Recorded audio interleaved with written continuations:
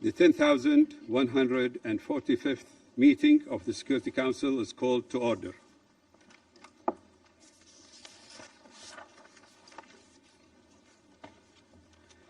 The provisional agenda for this meeting is maintenance of international peace and security, the safety and protection of waterways in the maritime domain.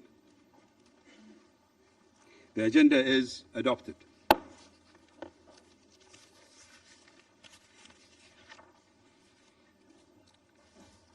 I would like to warmly welcome the distinguished ministers and other high-level representatives present in the Security Council chamber. Your presence today underscores the importance of the subject matter under discussion.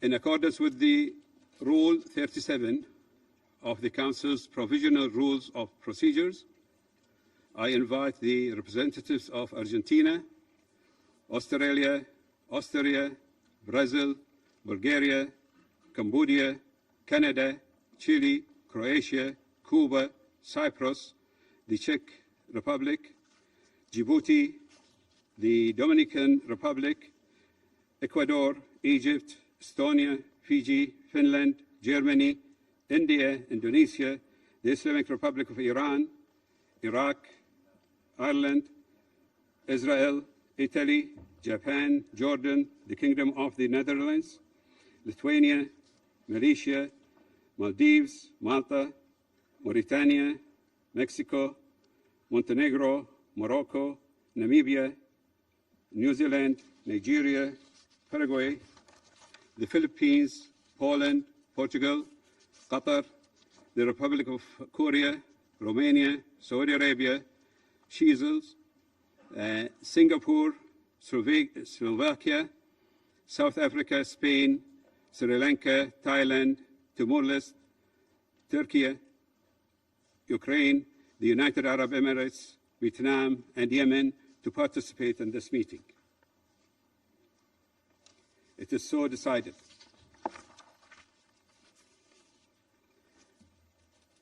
In accordance with the Rule 39 of the Council's Provisional Rules of Procedure, I invite the following briefers to participate in this meeting.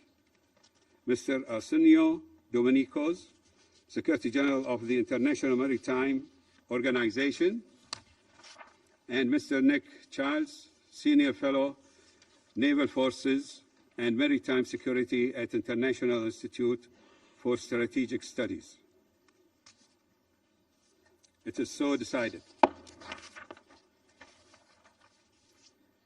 In accordance with Rule 39 of the Council's Provisional Rules of Procedure, I also invite the following to participate in this meeting. His Excellency Mr. Stavros Lambrinidis, Head of the Delegation of the European Union to the United Nations, and His Excellency Mr. Mohammed Fathi Ahmed Idris, Permanent Observer of the African Union to the United Nations. It is so decided.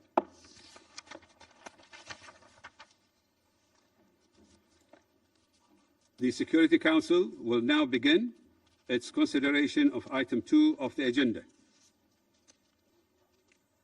I wish to draw the attention of Council members to document S/2026/346, a letter dated 20th of April 2026 from the Permanent Representative of Bahrain to the United Nations, addressed to the Secretary General, transmitting a concept paper on the item under consideration.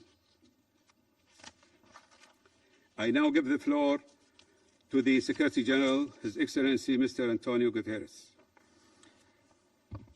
Mr. President, Your Excellency Abdulatif bin Rashid Al Zayani, Excellencies, I thank the Presidency of Bahrain for convening this open debate at a moment when the safety of the world's waterways has become a test of the international order itself. For centuries, maritime routes have been the arteries of global trade. carrying goods, energy and ideas across continents, connecting societies, economies and cultures. Today, those arteries are under strain. Piracy, armed robbery at sea, and acts of terror against shipping and critical marine infrastructure continue to threaten international peace and security. Geopolitical tensions are spilling into the waters. Merchant shipping is being used as a tool of pressure. And navigation rights and freedoms, bedrock principles of the law of the sea, are being undermined. Mr. President, no country can address these challenges alone. Maritime security threats touch every port, every coastline, every country, even landlocked ones. They demand collective responses. Yet war and deepening divisions are shaking the collective security system. Trust is eroding. International law is being violated in plain sight, and the institutions built to keep peace are being tested at their core. Mr. President, since early March, the disruption of shipping through the Strait of Hormuz has struck at global energy security, food supplies and trade. The Strait of Hormuz is one of the world's most critical maritime choke points. It carries roughly 1/5 of global oil trade, 1/5 of global liquefied natural gas, and nearly 1/3 of internationally traded fertilizers. Safe, unimpeded passage is an economic and humanitarian imperative. The economic shock has been immediate, and everyone is paying the price. Acute volatility in energy and commodity markets, surging transport and insurance costs, and the worst supply chain disruption since COVID-19 and the war in Ukraine. These pressures are cascading into empty fuel tanks, empty shelves, and empty plates. The humanitarian toll is mounting. Delays and rising costs are slowing life-saving deliveries to people who cannot wait. And this crisis coincides with critical planting seasons. Prolonged disruption risks triggering a global food emergency, pushing millions, especially in Africa and South Asia, into hunger and poverty. The burden falls heaviest on least developed countries and small island developing states, nations most dependent on maritime imports and least able to absorb a shock they did nothing to cause.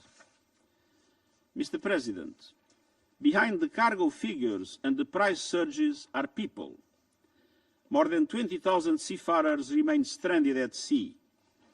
Over 2,000 commercial vessels are caught in a web of risk and restrictions to navigation. These men and women are not parties to any conflict. They are civilian workers keeping the world supplied. Their safety, their well-being, and their rights must be protected at all times and in all waters. I urge Member States to support the emergency evacuation framework prepared by the International Maritime Organization, a coordinated plan to ensure the safe movement, assistance and protection of effective crews in full accordance with international law. Mr. President, the Charter's prohibition of the threat or use of force applies fully at sea. Navigational rights and freedoms through the Strait of Hormuz must be respected, as affirmed by this Council's Resolution 2817. These principles must be upheld in full and without delay. I appeal to the parties, open the strait, let ships pass, no tolls, no discrimination, let trade resume, let the global economy breathe. Mr. President, this moment calls for restraint, dialogue and confidence building. The way forward is through peaceful settlement, drawing on Articles 33 and 34 of Chapter 6 of the UN Charter. My good offices remain available to support Member States in finding common ground. My special representatives and envoys are working closely with national and regional partners to help resolve disputes. The Black Sea Initiative showed that even amid conflict, practical cooperation can reopen a blocked corridor and keep ships and essential products moving. The United Nations can help develop a similar effort based on consent by convening, coordinating and implementing arrangements between parties. It is possible where there is political will. Monsieur le Président, Mr. President, les moments de crise sont des moments de choix. L'année dernière, lors du début public de ce Conseil sur la sécurité maritime, j'ai appelé à agir autour de 3 axes. La crise actuelle rend ces priorités plus urgentes que jamais.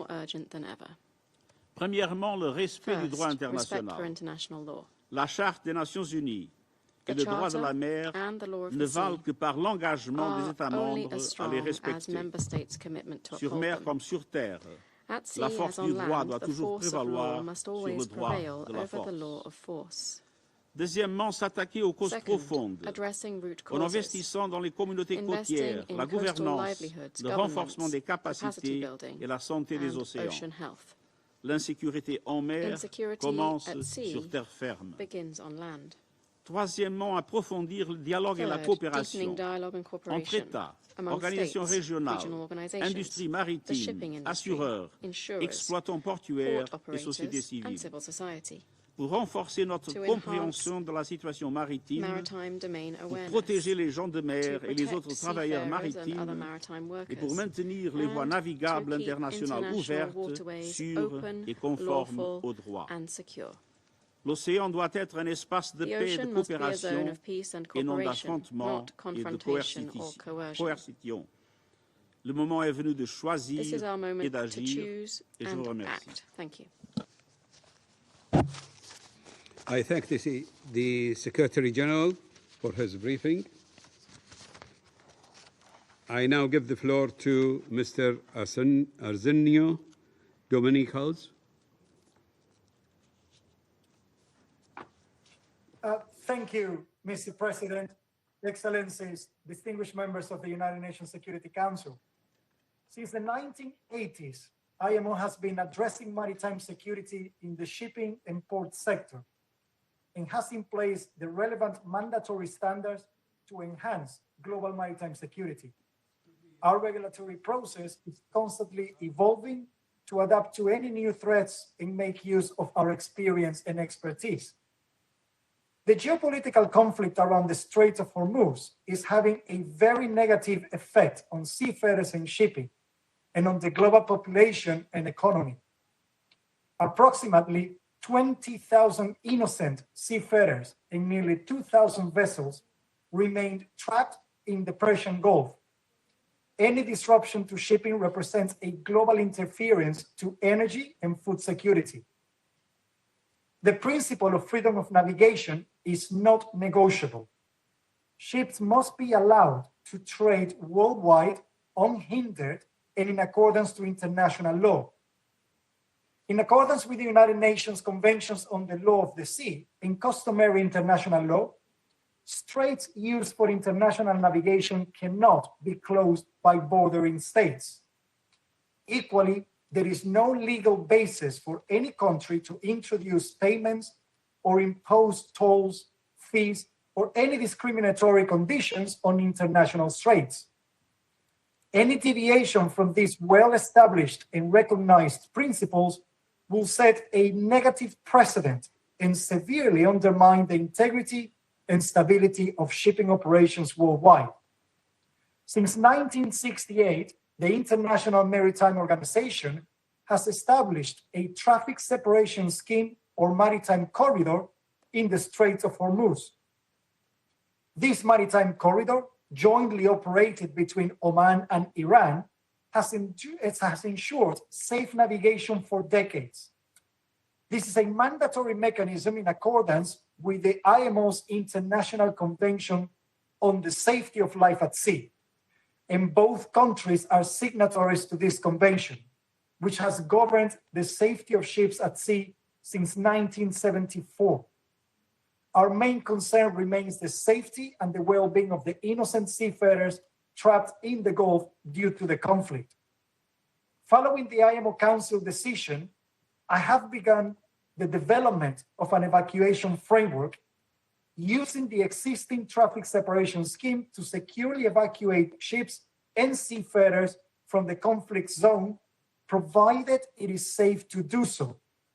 The technical and operational developments are being carried out with the involvement of the regional countries, including Iran, and with the support from relevant countries assisting in the negotiations. As an organization, we are ready to implement this framework without delay, but only once it is safe to do so. In this respect, I call upon states to uphold the principle of freedom of navigation and reject an imposition of tolls, fees, or discriminatory transit measures for the passage through a straight use for international navigation. I would like to take this opportunity to further request states to support the IMO's plan to facilitate the evacuation of affected seafarers at an appropriate time to assist with the clearance of any hazards to the commercial ships navigating in the Strait of Hormuz, including mines, provide any technical and operational civilian assistance to operationalize the evacuation framework, and to ensure practical assurances to the shipping sector, including access to insurance at reasonable costs, to enable the resumption of normal operations as soon as practicably possible. I would like to reiterate my appreciation for the support provided by the countries in the region in delivering essential supplies to seafarers in the Persian Gulf, safeguarding the well-being, and request them to facilitate crew changes when safe and possible. Shipping and seafarers should never be used as leverage in geopolitical conflicts. I would like to join and reiterate the call for de-escalation to ensure safety for seafarers, freedom of navigation, and stability of supply chains worldwide. Thank you for the opportunity. I thank Mr. Dominicos for his briefing. I now give the floor to Mr. Nick Childs. Thank you, Mr. President, Secretary General, distinguished ministers, excellencies, members of the Security Council. A particular thanks to the Kingdom of Bahrain for convening this high-level open debate and for inviting me to address it. Mr. President, the importance of maritime trade to the global economy is nothing new. Likewise, threats to the maritime ecosystem have also been with us down the ages. However, recent events have driven home in the starkest fashion that our critical dependencies on the maritime arteries of global trade have never been greater, and that the threats to the free use of the seas are becoming more complex and challenging. They have been an abrupt reminder that more than 80% of all global trade by volume is transported by sea. The fact that the world trading fleet has doubled in size in the last 2 decades is one measure of how our reliance on global trade has mushroomed.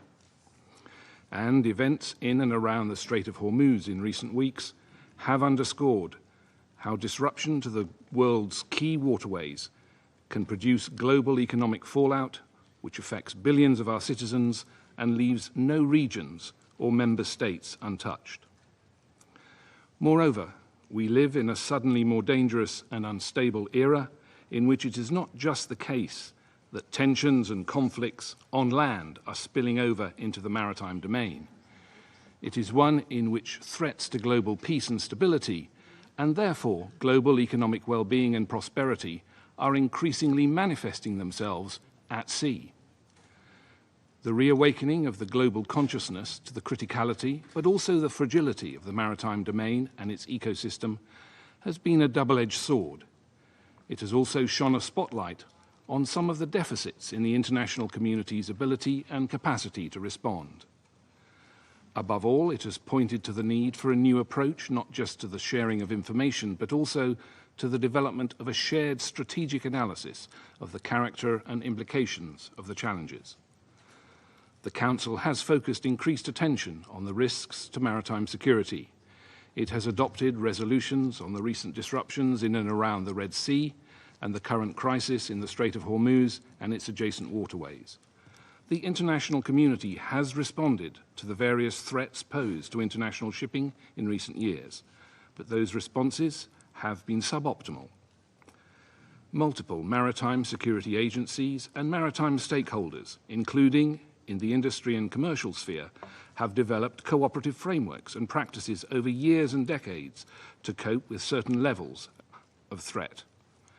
But the increased scale and growing complexity of the current threats have revealed that there remains something of a gulf in understanding among the widening array of interested parties and stakeholders over what can and what needs to be done, and this has been playing out in the latest events.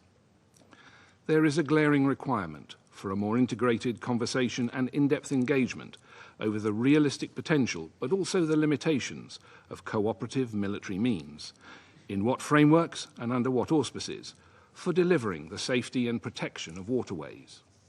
What are the real dynamics that the maritime industry needs for reassurance in different situations? And what is the place for political and diplomatic engagement? The Black Sea Grain Initiative has already been mentioned, perhaps in conjunction with collaborative protective measures in some form or regional capacity building. These are surely important building blocks for future crisis prevention and management. All this has only been amplified and added urgency to the calls that this Council has heard for a more strategic, comprehensive and integrated approach to the more acute threats that are unfolding. Mr. President, if I may, I will outline 3 ways in which the evolving scale and complexity of the threats to critical waterways and good order at sea have raised the bar for those seeking to safeguard those waterways. First, there is the added complexity of the maritime economy itself. This includes the increasingly patchwork character of international shipping, which has been testing the limits of international regulation. Complicating matters still further, this is not just about shipping, sea lanes and maritime choke points. There is a new awareness of the connectivity of and dependency on critical maritime infrastructure, and especially critical undersea infrastructure, in the shape of communications cables and pipelines. Beyond cables and pipelines, it is about the protection of fixed infrastructure and wider resources. Beyond ports, it is about offshore energy installations and the migration of more economic activity out to sea, not just fishing, but including seabed resources, and how more broadly to protect the maritime environment. These fixed elements of the maritime economy require their own safeguards, distinct from those of protecting shipping and shipping lanes. In some cases, they involve stakeholders that have not traditionally been concerned with maritime domains. Secondly, complexity of the threats to both security and safety at sea have grown markedly beyond those traditionally employed by organised criminality. An array of potent sea denial capabilities of varying degrees of sophistication, but including missiles and various types of uncrewed vehicles, is proliferating among an expanding array of actors. This is presenting a new set of asymmetric threats and imposing increasing costs and risks on those seeking to keep waterways open. In terms of other emerging threats, the risks posed by cyber vulnerabilities are clearly on the rise for a maritime ecosystem driving inexorably towards greater automation. The weaponization of maritime data in ways that were never originally intended, through manipulation and spoofing, and even for target selection, is another concern. Paradoxically, the leveraging of data, supported by AI-enabled analysis and perhaps also aided by increased satellite-based monitoring, may be a key asymmetric advantage in delivering the kind of strategic approach required and providing early warning of emerging threats. In this way, it will be critical to safeguarding future maritime security and global security more broadly. And in this sense, the challenge is one that now stretches from the seabed to space. Thirdly, recent events have underscored the criticality of waterways and choke points to global stability and the global economy. They have also highlighted that choke points are not all the same. A strategic approach to maritime security must be founded on universal norms, but it must also be informed by a critical understanding of particular circumstances in order to deliver effective policy. The events in and around the Strait of Hormuz may be the most acute current concern as regards maritime security, but there are plenty of other potential regional maritime hotspots that will pose their own particular challenges, and these may only grow in number and volatility as the maritime environment continues to evolve. In conclusion, Mr. President, all of these factors appear to reinforce the proposition that maritime security requires a more holistic and sustained approach, but one that builds on existing frameworks and past experience with a more rigorous and robust treatment. The breadth of the challenges to safeguarding the global waterways and the maritime economy is only growing. Given that, the Council can provide the consistent forum for further comprehensive consultation on the context that threats to waterways and maritime security represent, and that they are no longer just a symptom of growing global instability, but also increasingly becoming a driver of it. I thank the Council for its attention. I thank Mr. Charles for his briefing. I shall now make a statement in my capacity as the Minister of Foreign Affairs of the Kingdom of Bahrain. Bismillah ar-Rahman ar-Rahim. In the name of God, the merciful, the compassionate. أصحاب السعادة السيدات والسادة Excellencies, ladies and أود gentlemen, أن أبدأ بالإعراب عن خالص at the التقدير outset, I لمعالي extend my الأمين sincere العام للأمم appreciation المتحدة to His Excellency, the Secretary ومعالي General of the الأمين United العام Nations, للمنظمة البحرية His الدولية Excellency, the Secretary والزميل General of الأول the لشؤون International القوات Maritime البحرية والأمن البحري Organization, في المعهد and the الدولي Senior Fellow للدراسات for Naval الاستراتيجية Affairs and Maritime Security at the على International إحاطاتهم Institute for Strategic ورآهم Studies القيمة for their valuable التي insights أكدت and على الأهمية briefings, البالغة which have underlined لموضوع the نقاشنا في critical هذه importance of the الجلسة. topic under discussion today. تأتي المناقشة المفتوحة Today's لمجلس open الأمن debate اليوم of the Security Council وبمشاركة مقدرة with the valued من أكثر من participation 80 دولة of over 80 في لحظة countries فارقة comes at a pivotal وظروف moment عالمية and صعبة difficult global نظرا circumstances للتحديات العالمية given الراهنة current international challenges وتصاعد التهديدات المباشرة and the للأمن direct and البحري escalating threats to maritime وتتسم security. بإجراءات صعبة These threats are characterized by متعمدة deliberate actions لعرقلة حرية العبور aimed at عبر الممرات obstructing freedom of المائية الدولية. navigation through international waterways, الأمر الذي يعرض للخطر الاقتصاد thereby العالمي endangering والتجارة the global الدولية economy, والسلم والأمن international الدوليين. trade, and international peace and إن أكثر من security. 90,000 سفينة More than تبحر 90,000 يوميا في vessels المحيطات sail والبحار daily across oceans مما and يسهل seas, التجارة العالمية facilitating التي global trade تقدر قيمتها valued in the trillions تريليونات of dollars. الدولارات. إن هذا الوضع يستدعي The استجابة current situation, جماعية therefore, من المجتمع requires a الدولي. collective response from the إذ لم تكن international الحاجة community. إلى الأمن البحري The need أشد for إلحاحاً maritime من أي security وقت has مضى. never been more urgent than today. كما أود أن أعربه عن امتناني I would also للدول like to التي express my انضمت إلى بيان appreciation to أمن the الملاحة countries that have الصادر joined اليوم today's statement on وادعو الدول maritime الأخرى security. إلى الانضمام I إلى call on البيان other states to join the الذي statement, يدين العدوان which الإيراني condemns على Iran's دول مجلس aggression التعاون against the Gulf والأردن Cooperation Council states ويرفض and Jordan, الإجراءات and الإيرانية rejects في Iran's إغلاق مضيق actions in هرمز closing the Strait of Hormuz واستغلاله and كأداة exploiting the strait سياسية as a political tool ومورد and an اقتصادي economic resource من خلال فرض رسوم by على ممر imposing fees مائي on a دولي natural طبيعي. international waterway.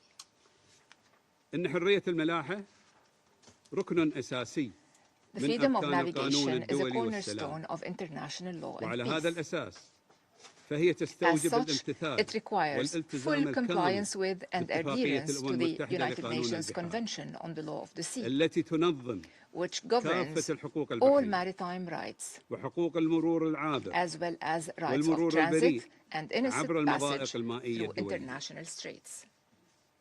يبرز الوضع في مضيق The هرمز situation in the المخاطر Strait of التي Hormuz نواجهها highlights the risks we face, إذ تعرض تصرفات with إيران Iran's actions الاقتصاد العالمي endangering the للخطر global economy وتهدد سلامة and الملايين threatening the safety of لا millions, سيما أولئك الموجودين في الجنوب العالمي particularly those in the global وقد south. دفعت هذه الأعمال These hostile العدائية acts, بعض الدول إلى اعتبارها which some countries إرهابا classify as terrorism, مما يؤكد هشاشة demonstrate طرقنا the fragility التجارية of our الحيوية critical trade routes ولا تقتصر العواقب على with المصالح consequences التجارية فحسب، extending beyond commercial بل تمتد interests to affect لتؤثر على the سبل عيش livelihoods of عدد countless لا يحصى من individuals الأفراد الذين يعتمدون على who ممرات depend on ملاحية safe maritime آمنة. corridors.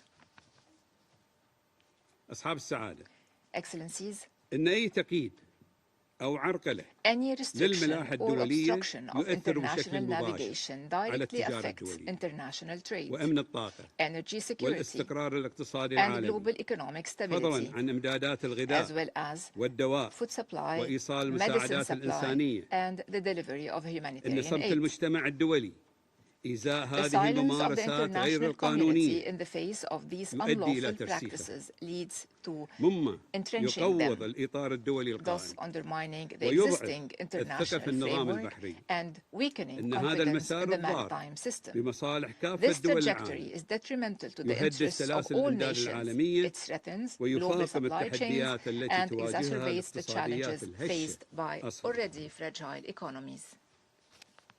استجابة لهذه القضايا الملحة In response to these pressing تبرز issues, أهمية تأكيد شرعية it is حرية vital to الملاحة reaffirm the البحرية legitimacy of freedom بما of في ذلك navigation, المرور العابر including والمرور the right of البريء transit and عبر innocent المضائق passage الدولية، through international مع straits, التشديد على حق السفن while في emphasizing the الإبحار right دون of ships تمييز، to navigate without ودعوة جميع discrimination, الدول إلى حماية calling on هذه all الحقوق states to protect these وإدانة rights أي and انتهاكات condemning لها. any violations thereof.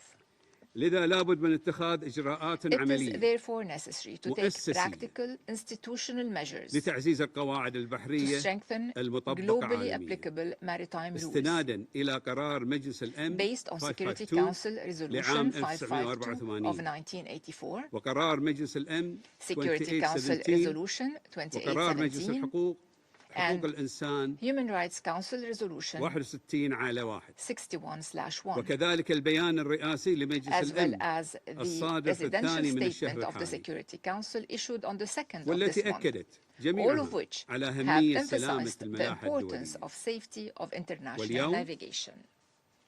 Today, وبعد مرور أكثر من 40 عاما more than 40 على صدور years قرار مجلس الأمن after the adoption 552 of Security Council Resolution لا يزال 552, التأكيد على هذا الضمان العالمي للأمن it البحري is of the utmost أمراً importance to بالغ reaffirm this global guarantee of maritime security.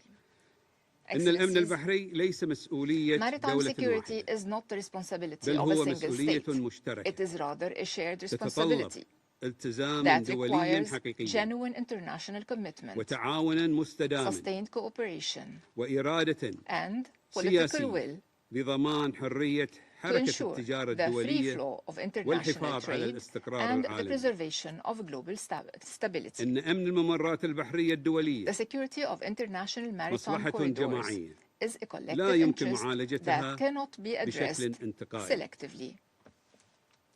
لذا تحث مملكة البحرين Accordingly, the Kingdom of المجتمع Bahrain الدولي urges the international على community إدراك التداعيات to الخطيرة recognize the grave لإغلاق repercussions إيران of Iran's لمضيق closure هرمز of the Strait of Hormuz. فهو انتهاك للقانون This الدولي closure represents a يهدف violation of إلى الحاق international law المعاناة aimed بشعوب at العالم inflicting hardship on the peoples of the واستغلاله world في and المفاوضات exploiting the وقد situation أدى in هذا negotiations. التصرف غير القانوني This unlawful واللامسؤول and irresponsible إلى act حجز ما has يقارب led 800 to the سفينة detention of nearly سفينة 800 شحن cargo ships في الخليج العربي in the Arabian Gulf وتسبب في تقطع السبل and لآلاف has السفن stranded التجارية thousands of commercial vessels, تاركا نحو 20,000 leaving بحار some في ظروف 20,000 مقلقة seafarers على facing ظهر distressing السفن conditions aboard بعيدين عن vessels بلدانهم far from their وأسرهم countries and families.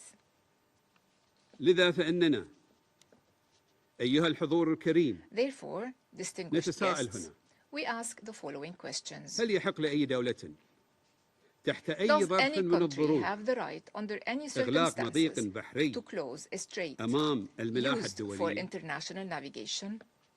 ما هي الأضرار الاقتصادية What economic losses التي have تكبدتها your countries suffered دولكم as a نتيجة result? لذلك؟ كيف أثر إغلاق مضيق هرمز How has على the حياة closure of the مواطنيكم؟ Strait of Hormuz affected the lives of your citizens? ما هي التدابير التي يمكن What لدولكم measures can your countries اتخاذها take للخروج من هذه to الأزمة؟ resolve this crisis? هل تتطلب الملاحة في البحار Those الدولية navigation through international دفع waters رسوم عبور require the payment of كما transit تفعل fees, إيران؟ as Iran is seeking to do. هل تستطيع اقتصاداتكم Can your economies تحمل الخسائر withstand الفادحة the heavy losses التي تتحملها they are حاليا؟ currently incurring? إننا ندرك تماما أن We are الأثر fully aware الاقتصادي that على the دول economic العالم impact on قد countries يصل around إلى the world مئات could المليارات reach hundreds of billions وأن of العالم dollars, and لن that the world يتحمل cannot مزيدا من afford الخسائر. further losses.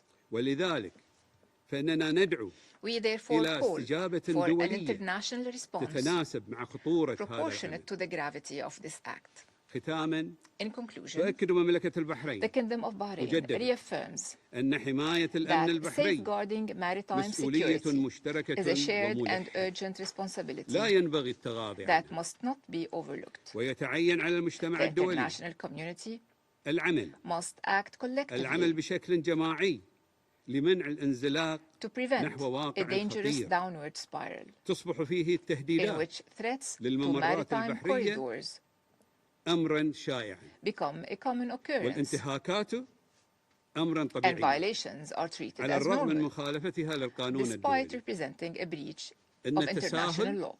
والتراخي في Complacency and مواجهة مثل inaction هذا in الوضع the face of such a سوف تكون situation لهما will have عواقب وخيمة grave على consequences السلم والأمن for الدولي international peace وشكرا and security. Thank you. I resume my function as President of the Council. I now give the floor to His Excellency Mr. Jean-Noël Barrot, Minister of for Europe and Foreign Affairs of France.